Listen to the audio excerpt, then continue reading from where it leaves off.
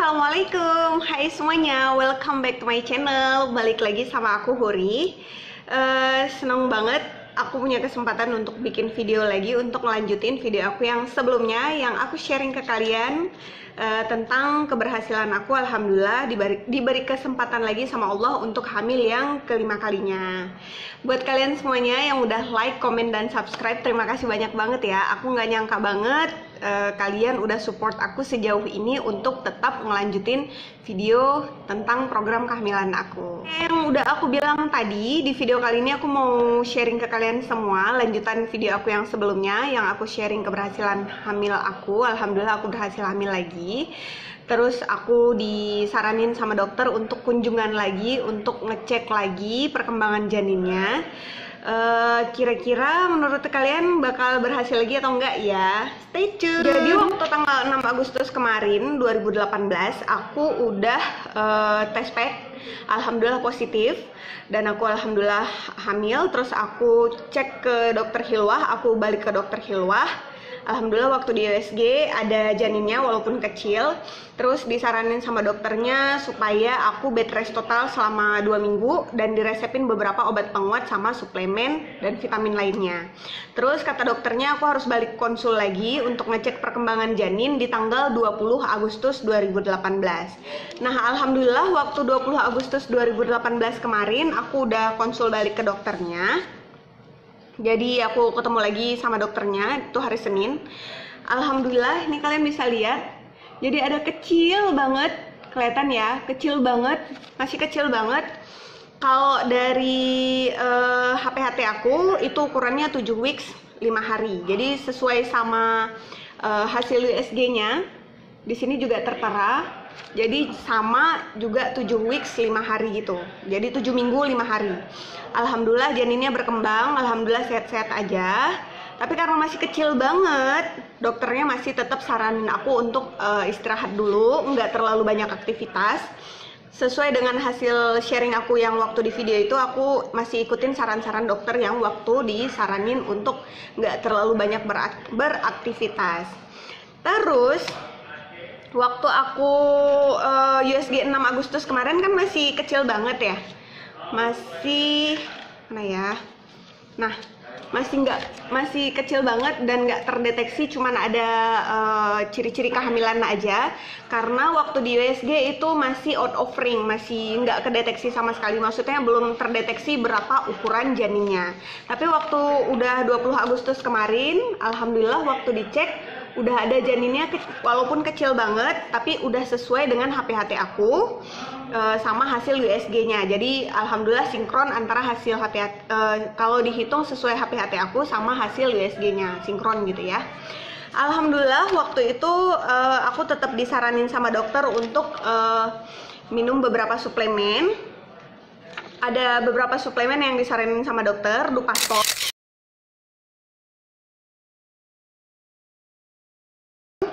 yang Dupaston itu obat penguat, itu 2x1, sama Utrogestan.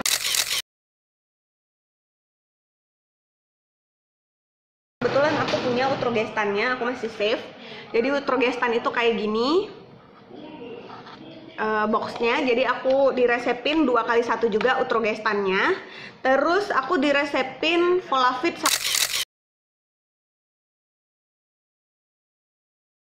sama dokter. Ini untuk asam folat. Kebetulan asam folatnya udah habis, nggak ada lagi, jadi kalian bisa lihat di gambar. Dan ada satu lagi, karena waktu itu aku baru trimester pertama, masih tahap awal banget. Waktu 6 Agustus aku belum ada keluhan apa-apa sih waktu ke dokter. Tapi waktu 20 Agustus ini, jadi aku tuh udah ada agak keluhan, bukan keluhan sih sebenarnya, udah ada gejala-gejala kayak hamil gitu. Jadi udah mulai mual waktu subuh, waktu aku bangun subuh tuh mual, terus muntah, terus aku pening, aku agak-agak hoyong gitu, terus lapar terus.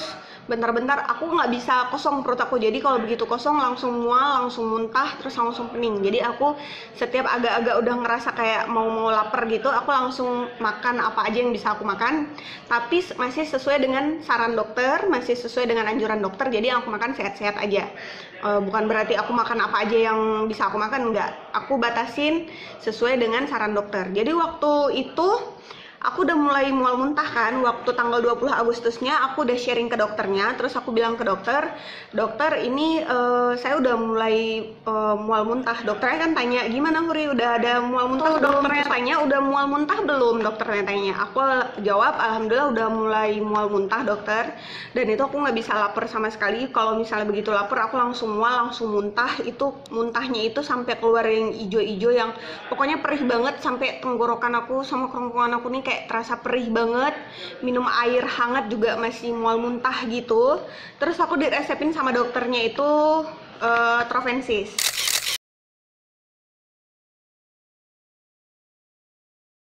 Jadi Trovensis ini ada yang 8 mg ini, ada juga yang 4 mg. Nah ini ada yang 4 mg, ada yang 8 mg. Jadi ada dua. Kalau misalnya aku kebetulan waktu aku konsumsi Trovensis ini, jadi Trovensis ini 3x1 sebelum makan, jadi konsumsinya tuh sebelum makan supaya nggak muntah. Jadi apa yang dimakan itu asupan makanannya itu sampai ke janinnya gitu. Jadi kalau misalnya kita mual muntah kan keluar, jadi nggak jadi terserap sama janin gitu. Kalau misalnya aku Trovensis ini agak kurang nyaman karena BAB aku agak sedikit bermasalah, agak sedikit kayak nggak selancar biasanya. Biasanya aku tiap pagi itu aku BAB lancar-lancar aja, tapi semenjak aku minum Trovensis ini agak susah BAB. Jadi aku siasatin kalau misalnya aku dapat yang 8 mg itu aku potekin setengah. Jadi paginya aku minum setengah. Jadi pas waktu udah sholat subuh aku langsung minum. Walaupun waktu sebelum sholat subuh waktu bangun itu udah mual muntah duluan, tapi muntahnya masih air gitu, masih aman walaupun udah pedih. Jadi aku minum ini setengah tablet. Tapi kalau misalnya yang 4 mg aku minum langsung 1 tablet. Jadi alhamdulillah waktu aku udah siasatin kayak gini, BAB aku agak lancar lagi. Kenapa aku dikasih Trovensis ini? Karena Trovensis ini bisa untuk mengatasi mual dan muntah. Waktu tanggal 6 Agustus aku timbang berat badan 51 kilo. Waktu tanggal 20 Agustus kemarin waktu aku timbang lagi itu berat badan aku jadi turun 49 kilo karena mual muntah terus.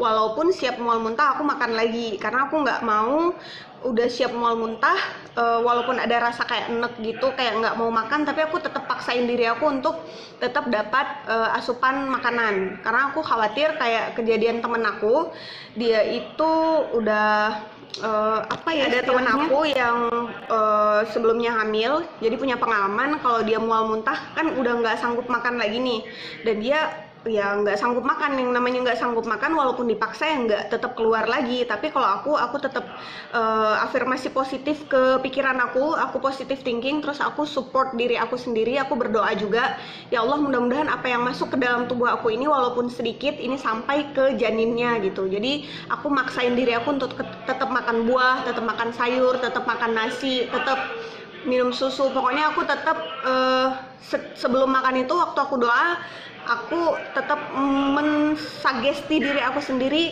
ini apa yang aku makan mudah-mudahan nggak muntah lagi, dan apa yang aku makan mudah-mudahan jadi sesuatu yang baik untuk janin aku. Tuh ditimbang berat badan dari 51 jadi ke 49, akhirnya dokternya saranin aku untuk minum Trovensis ini.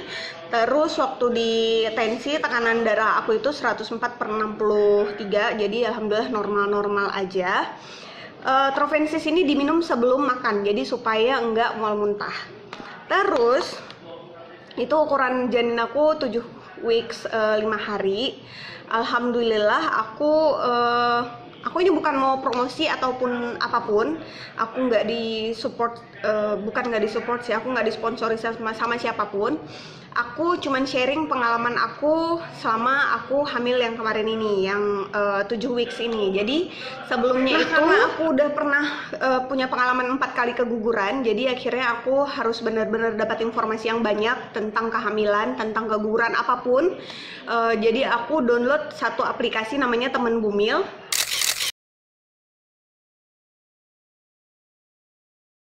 Ada di sini, aku bakal share ke kalian. Jadi Teman Bumil ini salah satu aplikasi yang bisa kalian download secara gratis di Play Store. Aku downloadnya ini udah dari tanggal 9 Februari 2018 dan masih aku pakai sampai dengan sekarang. Aku nggak delete karena aku terus memantau perkembangan janin aku. Jadi setiap perkembangan janin itu dari minggu ke minggu itu ada informasinya, terus ada beberapa tips, ada beberapa artikel. Aku bakal sharing ke kalian semua. Kalau nggak di video ini, di next video aku bakal sharing aplikasi itu secara detail, apa aja menu yang ada di aplikasi Teman Bumil. Aplikasi Teman Bumil itu udah diluncurkan dari semenjak 23 Oktober 2017. Jadi aku baru download di 9 Februari 2018. Dan selain aplikasi Teman Bumil, aku juga dapat informasi tentang kehamilan, perkembangan kehamilan itu dari Instagramnya Sensitif.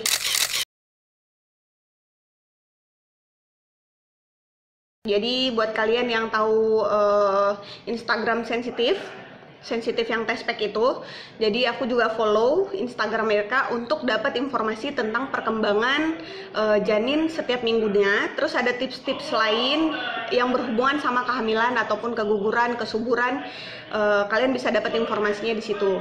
Nah, aku karena punya pengalaman 4 kali keguguran, jadi aku benar-benar menyerap beberapa informasi yang menurut aku itu sangat-sangat mendukung, dan informasinya itu nggak cuman sekedar hoax, terus nggak cuman sekedar berdasarkan pengalaman orang tua atau apa segala macam ini itu, ataupun katanya aku nggak. Jadi aku benar-benar lihat sumber referensinya jelas. Kalau memang jelas baru aku percaya, tapi kalau misalnya sumber referensinya nggak jelas, aku kayak agak kurang percaya gitu sampai aku dapat sumber referensi yang jelas. Dan aku juga di YouTube aku juga sering lihat videonya Halo Dokter.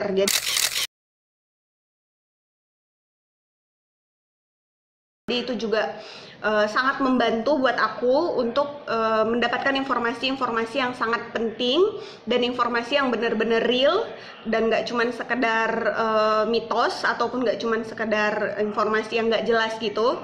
Semuanya aku dapat di beberapa aplikasi tadi, aplikasi Teman Bumil, Instagram Sensitif, sama YouTube-nya Halo Dokter. Jadi itu benar-benar membantu aku untuk mendapatkan informasi yang luar biasa bermanfaat selama aku hamil kemarin. Terus, nah karena ini baru di trimester awal, jadi karena aku sering masih mual muntah, walaupun aku udah minum Trovensis ini, sebelumnya kan aku nggak minum Trovensis dari 6 Agustus sampai ke 20 Agustus, itu selama 2 minggu aku mual muntah terus. Aku nggak berani WA dokternya karena menurut aku kayaknya aku mending tunggu konsul di 20 Agustusnya. Sebenarnya kalau aku WA bisa sih, dokternya bakal bales. Cuma aku mikir ya udahlah, mual muntah, begitu udah selesai mual muntah, aku langsung masukkan lagi, aku langsung makan lagi, aku langsung memberi asupan lagi untuk tubuh aku sama janin aku. Jadi aku benar-benar nggak membiarkan perut aku kosong, nggak membiarkan begitu udah keluar mual muntah, aku langsung, misalnya nggak nunggu sampai beberapa jam. Jadi begitu udah selesai mual muntah, aku langsung minum madu, aku langsung minum, pokoknya apa yang bisa aku konsumsi deh supaya nggak kosong benar-benar. Nah, morning sickness itu sebenarnya nggak cuma terjadi di pagi hari. Kalau aku subuh waktu bangun udah langsung mual muntah, tapi bisa jadi jam 10, bisa jadi waktu siang juga mual muntah, sore, malam, pokoknya nggak kenal waktu. Walaupun disebut dengan morning sickness, tapi bisa terjadi kapan aja. Buat kalian semuanya, aku ada beberapa tips yang selama ini aku jalani untuk mengatasi morning sickness. Yang pertama itu, makan sedikit tapi sering. Jadi jangan makan dalam jumlah banyak, tapi jaraknya itu lama gitu. Misalnya tunggu beberapa jam, makan dalam skala yang banyak gitu. Tapi lebih bagus makan sedikit tapi sering. Jadi misalnya sarapan pagi udah, terus ntar jam 10 atau jam 9 atau jam 11 ngemil lagi, ngemil sehat ya, bukan ngemil yang nggak sehat. Terus misalnya nanti jam 12-nya makan siang, sekitar jam 2-nya ngemil lagi, ngemil sehat lagi, boleh makan buah atau biskuit atau apapun. Jadi benar-benar jangan dibiarkan perut itu dalam keadaan kosong. Itu untuk mengatasi morning sickness yang pertama. Yang kedua adalah sediakan cemilan yang sehat. Ingat, cemilan yang sehat di dalam tas kalian. Kalau misalnya kalian para wanita ataupun perempuan yang aktif di luar, yang punya kegiatan di luar, nggak di rumah aja. Jadi kalian bisa sediakan cemilan di dalam tas untuk mengatasi rasa lapar yang mendadak ataupun yang tiba-tiba. Misalnya kayaknya ini udah mulai agak-agak mau lapar nih. Jadi kalau misalnya udah sediain cemilan, boleh biskuit, boleh buah potong, ataupun boleh roti. Pokoknya sediain di dalam tas. Jadi walaupun kira-kira udah agak-agak lapar, kalian bisa langsung makan cemilan itu. Jadi jangan tunggu ntar aja deh, atau nunggu ketemu kantin, atau nunggu ketemu tempat makan, warung makan gitu, jangan. Jadi benar-benar sediakan cemilan. Kalau misalnya kalian lagi di dalam angkutan umum, atau kalian lagi nunggu antrian atau apapun, jadi bawa cemilan itu untuk siap-siap atau jaga-jaga supaya perut kalian nggak kosong. Terus yang ketiga, hindari makanan yang pedas. Aku kebetulan orangnya yang doyan banget sama pedas. Kalau misalnya kurang pedas kayaknya kayak kurang afdol gitu, atau kurang srek gitu rasanya. Tapi karena ini aku baca-baca informasinya itu bahwa akan memicu mual muntah, jadi aku benar-benar mengurangi makanan pedas. Kalau bisa aku hindari yang agak pedas-pedas. Udah agak sedikit pedas, aku langsung nggak makan, langsung stop langsung gitu. Yang keempat adalah hindari makanan berlemak. Ini juga jangan dikonsumsi dulu kalau misalnya kalian baru di trimester awal, karena ini juga akan memicu untuk menaikkan kadar asam lambung. Karena kan kalau lagi hamil itu memang kadar asam lambung memang naik. Aku pribadi yang nggak punya riwayat penyakit asam lambung, nggak punya riwayat mah, tapi kalau waktu hamil ini memang benar-benar asam lambungnya naik. Jadi memang nggak boleh makan pedas dulu dan nggak boleh makan yang berlemak dulu. Dan yang nggak boleh makan, hindari juga makanan yang berminyak, kayak gorengan-gorengan, aku juga doyan, itu juga dihindari dulu untuk mencegah morning sickness. Selanjutnya, kalau misalnya kalian sanggup, ada sebagian orang nggak sanggup, jadi minum air hangat. Kalau aku untuk atasi morning sickness itu aku minum air hangat, supaya apa? Kalau misalnya aku minum air dingin, malahan bukan air dingin, air biasa aja gitu, itu malah membuat aku tambah mual. Jadi kalau minum air hangat kayaknya agak lega aja perut aku gitu. Mungkin kalau kalian yang kandungannya kuat, kayak aku punya teman yang kandungannya benar-benar kuat, dia malah untuk mengatasi mual muntah itu dia minum air kelapa. Jadi itu aman-aman aja selama konsultasi sama dokter. Jadi nggak boleh kayaknya aku kuat nih kandungan aku jadi langsung minum air kelapa, itu nggak boleh. Jadi konsul dulu sama dokter, kalau memang kuat mungkin bisa mengatasi mual atau muntah. Selanjutnya, hindari makanan yang asam-asam. Walaupun sebenarnya kalian kayak kepengen makan yang asam-asam, hindari dulu. Kenapa? Memang pas waktu hamil itu kita kayak doyan makan yang asam-asam gitu. Tapi itu hindari dulu untuk nggak terlalu banyak konsumsi makanan yang asam-asam. Kenapa? Karena ini juga bisa memicu asam lambung. Kalau makanan asam-asam ini ada yang bilang, oh ngidam mangga, ngidam yang asam-asam. Kalau aku dari dulu sebenarnya kurang percaya sama yang ngidam-ngidam gitu. Terus kalau menurut aku dari dulu aku kayak kurang masa sih ngidam itu bawaan dari bayi kalau aku pribadi. Dan setelah dewasa ini aku baca-baca, baru-baru ini maksudnya aku baca-baca juga, ternyata ngidam itu belum terbukti secara ilmiah gitu. Belum ada penelitian yang membahas yang benar-benar ketemu bahwa ngidam itu benar-benar dari janin. Jadi kalau misalnya kamu kayak pengen asam-asam, bisa jadi tubuh kamu itu kekurangan vitamin C, atau misalnya kamu kayak kepengen misalnya gitu, kayak kepengen manis-manis misalnya gitu, bisa jadi tubuh kamu jadi sedang kekurangan gula. Kayak aku penderita hipoglukemi, jadi kalau misalnya memang pengen manis-manis, karena memang kan kita waktu lagi hamil itu bukan terbagi sih sebenarnya, ada satu jiwa lagi, ada satu orang lagi yang harus kita berikan asupannya juga. Jadi kalau misalnya kita kekurangan nutrisi, berefek ke bayinya juga, ke janinnya juga. Terus aku juga bacanya nggak cuma di satu tempat, aku baca di beberapa artikel jurnal bahwa ngidam itu ya kayak gitu tadi, belum terbukti secara ilmiah bahwa ngidam itu bawaan dari janin. Jadi kalau misalnya kayaknya aku pengen mangga nih, berarti tubuh aku kekurangan vitamin C, aku mikirnya gitu. Dan alhamdulillah selama ini aku bukannya bilang aku nggak ngidam atau nggak pengen apa-apa sih, karena aku orangnya doyan makan, jadi aku memang pengen segala-galanya.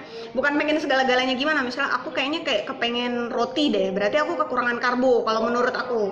Atau misalnya kayak aku kepengen ini deh, itu karena aku sendirinya kepengen. Sebelum hamil pun aku sering ngajakin suami aku makan apa misalnya gitu, atau kayaknya aku lagi kepengen rujak nih misalnya gitu, berarti aku memang lagi kepengen buah-buahan gitu. Ya itu pandangan aku tentang ngidam. Mungkin kalau menurut kalian ngidam itu adalah benar bawaan bayi, ya silahkan saja. Jadi beda orang, bukan beda kepercayaan sih, tapi beda pandangan, beda apa ya, beda pemikiran juga. Jadi nggak sama. Karena aku punya teman yang benar-benar katanya ini ngidam nih, dan ya aku wajar-wajarin aja. Bisa jadi kalau menurut dia percaya bahwa itu ngidam bawaan janin, ya harus diturutin gitu. Karena katanya kalau misalnya nggak diturutin bisa ileran gitu. Masalah ileran ntar aku juga bakal bahas di next video. Ternyata ileran itu tidak ada hubungannya sama sekali dengan dipenuhinya ngidam atau tidak waktu ibunya hamil gitu ya. Aku pernah baca kayak gitu sih. Ntar aku bakal sharing deh kalau misalnya next video tentang ileran bayi waktu